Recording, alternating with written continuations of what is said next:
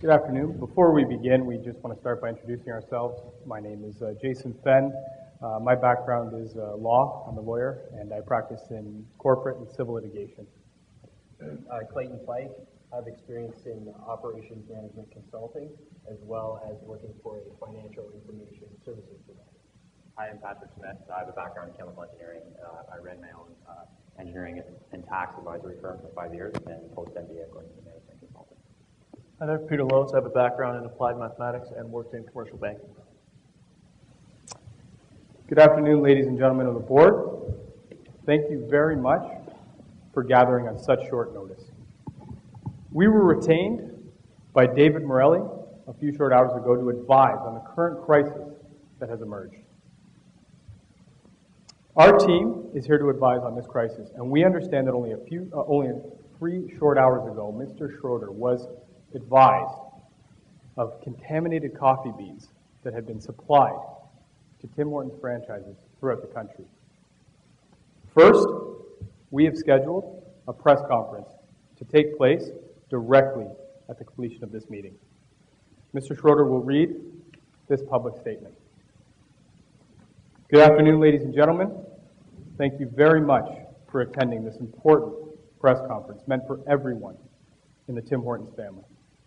Unfortunately, 3 hours ago, I was informed that some of our Tim Hortons franchises were supplied with contaminated coffee beans. At the outset, we at Tim Hortons want to express our sincere apologies to anyone who has been affected. We accept full responsibility. We are deeply concerned about the recent developments, and we want everyone in the Tim Hortons family to be assured that their health and safety are the absolute #1 priority, and no cost will be spared to ensure that we fully resolve this issue and restore safety and coffee supply. With respect to our immediate response, we have halted all coffee sales until we are satisfied that all contaminated beans are removed from supply and there is no chance of further exposure to our customers. To ensure no further exposure, management has decided to purge all coffee inventory. We have issued an immediate recall of all Tim Hortons coffee products possibly affected. We have launched an investigation into our supplier and demanded that they launch a parallel investigation. We have launched our own internal investigation into the issue, and our website will provide detailed and continuous updates. This is an extremely troubling and unfortunate situation, but we want the public and everyone in the Tim Hortons family to know that we are working diligently and openly with government and public health officials to resolve this situation and restore public confidence.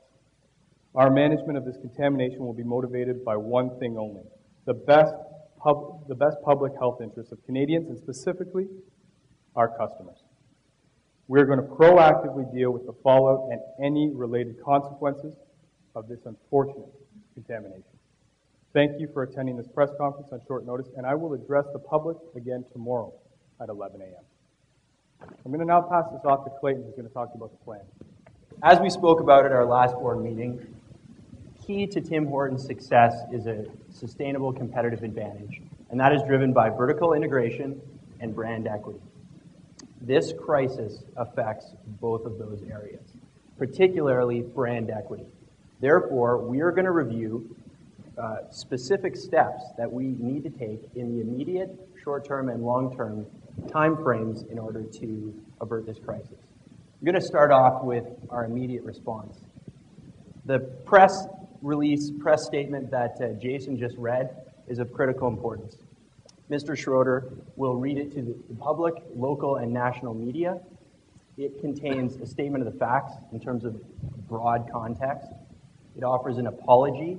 It takes ownership and acceptance of responsibility. It provides a timeline for the next update, and as well, it recalls all coffee-related products. Secondly, this meeting, our emergency board meeting. We've called this to inform the board about our immediate response as well as the short-term actions that we're going to be taking. Remember, the first 48 hours of any crisis are critical. And so I'm going to hand it over to Patrick. He's going to go through our short-term measures. Short-term measures that Tim Hortons needs to take.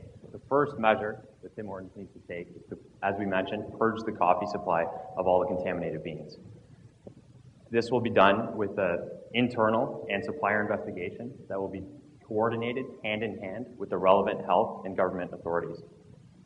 In addition to this effort, we will be opening up all channels of communication with the public, daily updates with the CEO, webcasts, YouTube, website updates, and other news releases as appropriate. We will also set up a 1-800 response hotline and for any customers that have concerns over the contaminated coffee, and we'll be dealing with any customer claims against us if they are applicable. Moving forward, within the next 12 hours, we need to very quickly secure coffee supply from a third-party coffee supplier. We have relationships with these suppliers, and we can very quickly inspect, confirm the integrity of the supply, and reinstate coffee supply to our stores. The next step would be to resolve the claim resolution, if there are any, that our team investigated in the prior 12 hours. And moving forward from that, we will task our board with coming up with long-term solutions. And the initial executive plan is due within 7 days. And a detailed plan must be provided within 30 days. And full details of this long-term solution will be made public so that all of our customers know and have full confidence in the Tim Hortons coffee going forward. To talk about how these long-term solutions that this plan will create will be implemented, I'd like to pass it off to Peter. So we're going to be making a series of recommendations to the board and the executive so that they can work on that plan to meet that 7-day requirement that was set forth. First, diversifying suppliers. One of the main reasons this crisis is happening right now is because we're very concentrated with our suppliers. We need to diversify the amount of suppliers we have going forward so that if a contamination is to happen, it will not take a huge chunk of our coffee supply out. Now, there are clearly restrictions that we want to place on this. We cannot sacrifice the quality of the beans coming into Tim Hortons. The quality of our coffee is a mainstay, is what we are known for across the country. That is absolutely essential. Also, we want to source from different regions. We want to try and keep everything separated. So if a particular plantation in South America or Central America gets affected, we can stay away from that and move to a different one. Next, further vertical integration. We need to control 100% of the beans coming into our system. Plain and simple. If we do this, we will have absolute control on what's coming in and be able to monitor it going through the entire process. There'll be no questions what we're dealing with. This leads into enhanced quality control procedures. We need to work with standards. We need to apply strict, high-level standards on quality and control, food and safety within our plants. There's no questions about this. There's no negotiations about this, and the public needs to know this. That way, the perception of Tim Hortons and the quality that we put out is at par with what happened before the crisis. Also, increasing sampling testing at multiple stages along the value chain. This will give us a wide variety of spots to check for issues, to see where there are breakdowns in the system, to see where we can make improvements. Moving on, we need to establish an internal audit team. This internal audit team will perform random spot checks and rotate through the system, through the value chain, at all food and beverage operations throughout the year. This team will report directly to the board to avoid senior management and any at all public influence or public opinion of filtering information.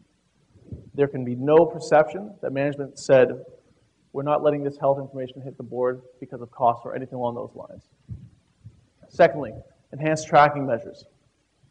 We need to know where every bean is at every single time. Sounds aggressive, yes, but if this is the case, when we find out about an issue, it'll be easiest for us to say, this supply are in these locations. We can take those and get them off the shelves. We do not have to worry about it because we have fully accounted for everything in our entire network. Ladies and gentlemen of the board, make no mistake, this is an absolute crisis. We've identified the immediate, the short, and the long-term recommendations necessary to curb this, and we must act quickly. The short-term and long-term implications are extremely important, but these immediate needs that we've outlined have to happen now. Public perception is everything. brand image for Tim Hortons is our life. If we ruin this, there's no telling what will happen going forward. Time is of the essence, and we are acting in the best interests of our customers and our shareholders. We'll gladly field any questions you have at this time.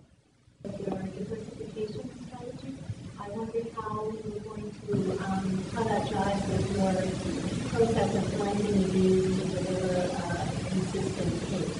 So how are you going to manage the kind of taste of the client given the new strategy of diversification? Absolutely. I mean, it's a longer-term strategy, so there are many measures that you'll have to take into account. It's not going to be, supplier X comes in and they're able to supply it, so we take it. We need to ensure there's consistency of quality.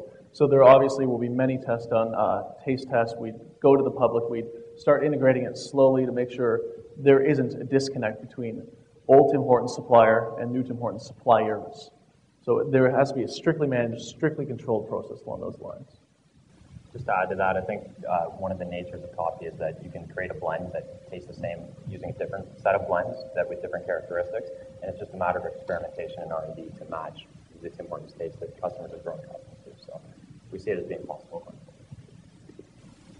What's your legal strategy to deal with the liability outcome of this issue? Actually, we weren't retained to provide a legal opinion on this matter. I figured that. You're a lawyer, though, you know? Absolutely. I've got another firm if you want. No. In terms of, we weren't retained to do the legal strategy here. With respect, we were here for crisis management. I understand that, but a part of your crisis management, isn't it the ability to foresee that there's going to be a potential legal matter here? And one of the recommendations would be to outsource your legal, or recommend that a law firm retain.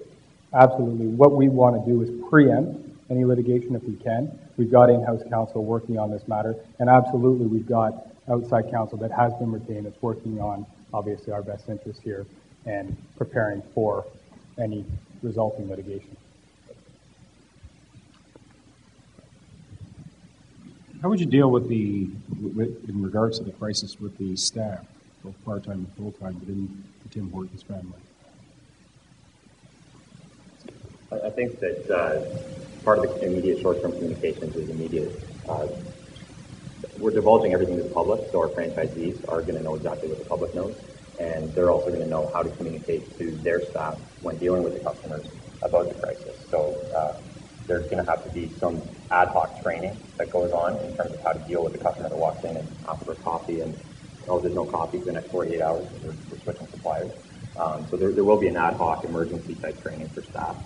But full-time and part-time employees, I think that if you're referring to the store employees, I think that it's just a quick ad hoc training in terms of getting them how to deal with customers and, perhaps maybe we do something like offer discounts on other beverages when coffee's not available, just to increase customer satisfaction.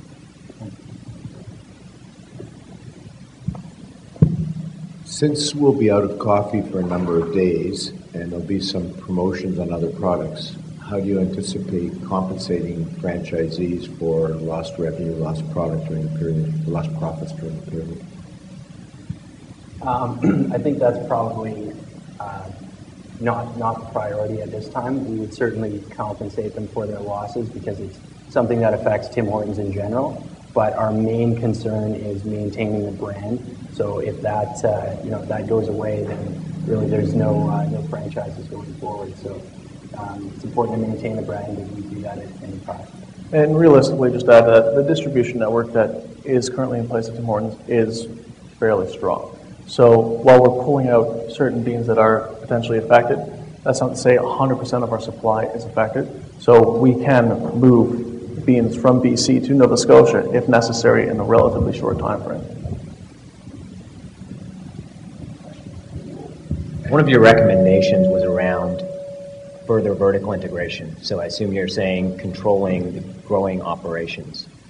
What are some of the implications of taking such a step? Financial, operational? Well, yeah, definitely both.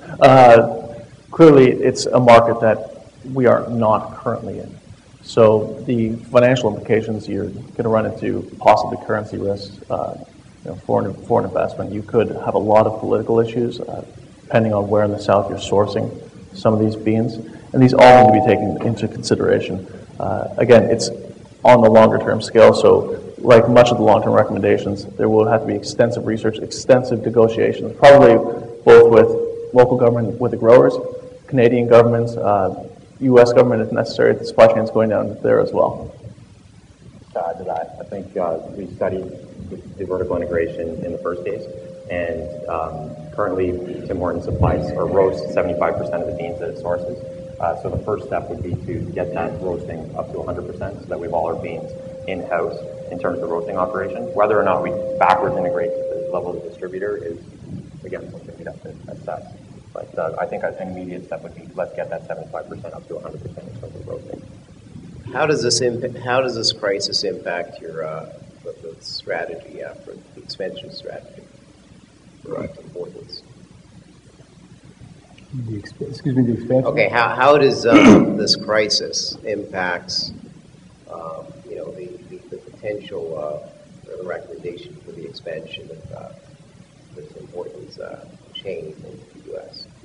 Well, actually, we didn't, in the first presentation, we didn't necessarily recommend further expansion into the U.S. In fact, what we see going forward is reducing expansion in the U.S. or perhaps halting it and focusing on building our brand there. I don't necessarily see this affecting our store expansion in Canada at all. Okay, so it's not going to affect it at all here, either, you're saying? Not at all here, and our recommendation going forward would not be to pursue further expansion in the U.S. Okay. And maybe just if I could qualify that a little bit, it will slow the expansion in Canada, but it certainly won't change our plans for the longer term.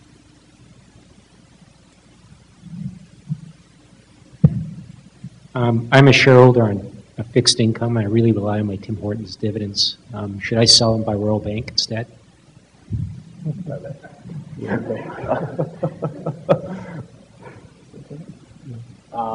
No.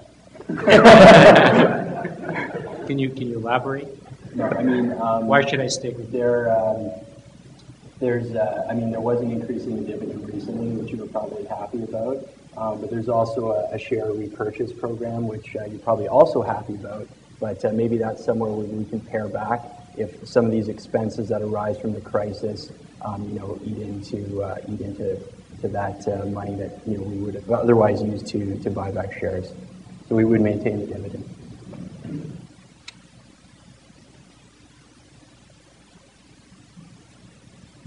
So there have been a number of similar crises, Maple Leaf Foods, Toys R Us in the U.S. What kind of lessons learned, both things we should do as well as things we shouldn't do from those other situations? I think what we learned from Maple Leaf Foods is that stepping forward very quickly, taking control of the story, not letting the media take control of the story, so getting something out within the first 24 hours is lesson one. Lesson two is taking accountability and ownership and responsibility. Michael McCain took ownership in the Maple Leaf crisis without even knowing whether Maple Leaf was responsible. His lawyer probably told him not to do that, but it was something that needed to be done to maintain confidence in the Maple Leaf brand and in Maple Leaf Foods. So accountability, taking ownership, apologizing for it, and then just addressing any customers' concerns going forward. And I think that it's very similar in this case, where much of the core competency of the company is the brand. So you need to defend the brand at all costs, whether that's settling lawsuits before they become lawsuits at a high cost, then that's something you have to do because there's not going to be much left of the firm if you don't have the brand.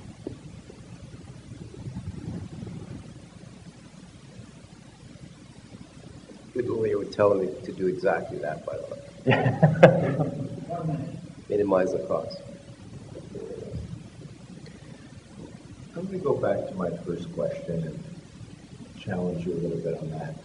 If the franchisees feel threatened immediately for income, they may not support your long-term goals, and they may be looking for, just like your one stakeholder, your customers may be looking for an immediate solution where a company stands behind them.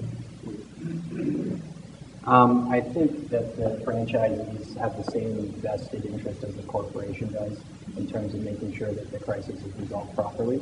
I think that they would probably understand that if we band together and pull through this, that there's going to be positives on the other end for both the corporation and the franchisee. So they have a lot to lose as well, and I think they'll realize, if we're taking proper steps, that they can back us up.